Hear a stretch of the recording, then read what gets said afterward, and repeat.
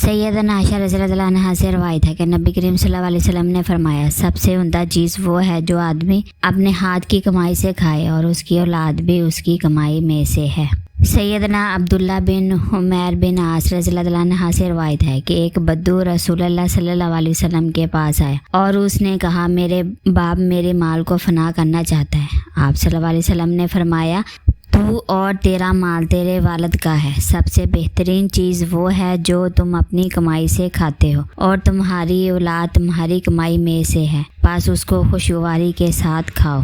حضرت عمیر بن عوف رضی اللہ عنہ بیان کرتے ہیں، رسول اللہ صلی اللہ علیہ وسلم نے فرمایا، اللہ کی قسم میں تمہارے متعلق فخر سے نہیں ڈرتا، لیکن مجھے تمہارے متعلق اس بات کا اندیشہ ہے کہ دنیا تم پر فراغ کر دی جائے گی جیسے تم سے پہلے لوگوں پر فراغ کی گئی تھی، پھر تم اس کے متعلق ویسے ہی رغبت رکھو گے جیسے انہوں نے اس کے متعلق رغبت رکھی، اور وہ تمہارے ہلاک کر دی گئی جیسے اس نے انہیں ہلاک کر دیا۔ حضرت عبداللہ بن عمر رضی اللہ عنہ بیان کرتے ہیں، رسول اللہ صلی اللہ علیہ وسلم نے فرمایا، اس شخص نے فلاح پائی جس نے اپنے رب کی عطا کر لی اور اسے باقاعدہ ضرورت رزق عطا کیا گیا، اور اللہ نے جو اسے عطا کیا اس پر اس نے قناعت اختیار کی۔ حضرت ابو ہریرہ رضی اللہ عنہ بیان کرتے ہیں، رسول اللہ صلی اللہ علیہ وسلم نے فرمایا، بندہ کہتا ہے میرا مال، حالانکہ اس کا مال فقط 3 صورتوں میں ہے، جو اس نے کھا کر ختم کر دیا، یا پہن کر بسیدہ کر دیا، یا اللہ کی راہ میں دے کر ذخیرہ کر لیا، اور جو ان کے علاوہ ہے وہ تو اسے لوگوں کے لیے چھوڑ کر جانے والا ہے۔